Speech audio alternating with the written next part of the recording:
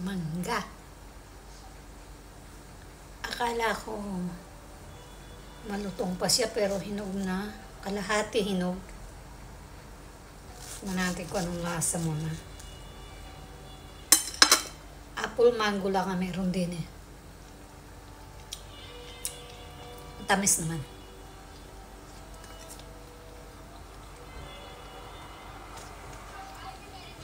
This time, hindi ako pinahirapan ng mangga. Mabilis ko siyang natalupan. Kasi matalas yung kutsilyo. Tapos, medyo hinog na siya. Kaya hindi na siya lalagyan ng bagong kasi nagkahalo na yung, mas nananalo na yung tamis niya sa asim. As in, talagang malambot na siya. Sa sobrang init ba naman eh, pag hindi na hinog ka agad ang mga prutas. Apple mango kayo dyan. Libre po, kuha na.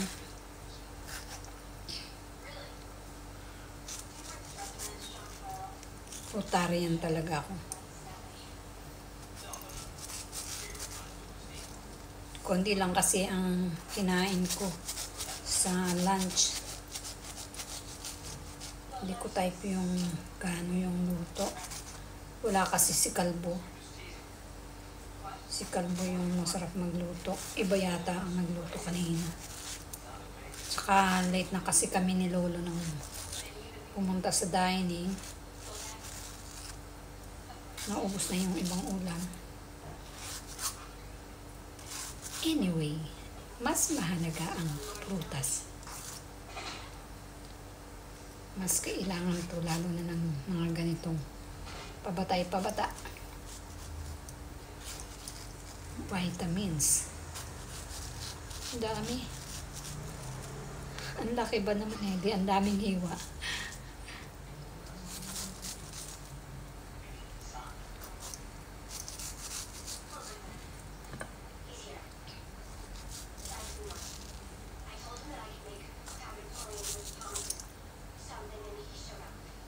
Siyempre, hindi natin palalampasin itong buto.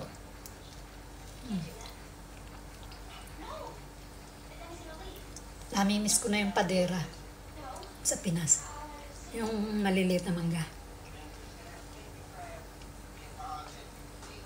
Bugnoy ang tawag sa amin pagka hinog na mangga nalaglag sa lupa. Kaya kami noong mga bata pa hanggang sa kabataan, namumulot kami ng mugnoy pagdak mangga.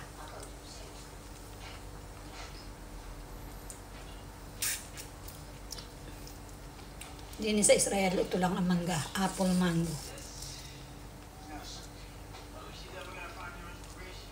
Ang apple mango lang paghilaw ay di ang pagkaasim. Bihira ang hindi super asim. Hindi kagaya ng Indian. Pero pag nahinog naman, ang tamis. Tamis.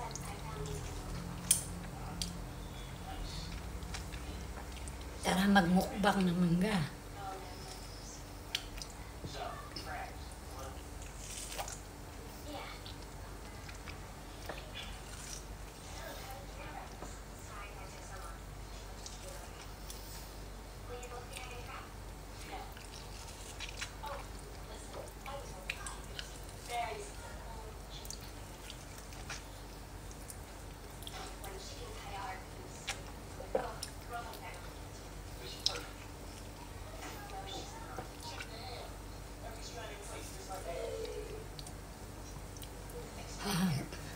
Nakakasamit lang.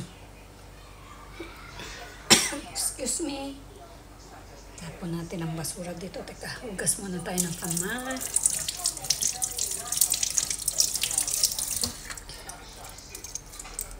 Bago natin simulan ang pagmumukbang, introduction pa lang yung kinain ko yung nasa buto.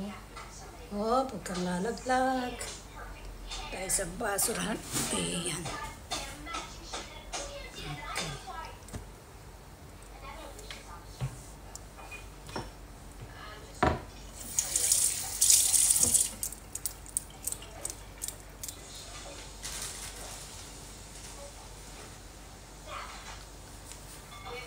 Okay, Ready na akong magmukbang ng mangga. Sinong may gusto, parito na.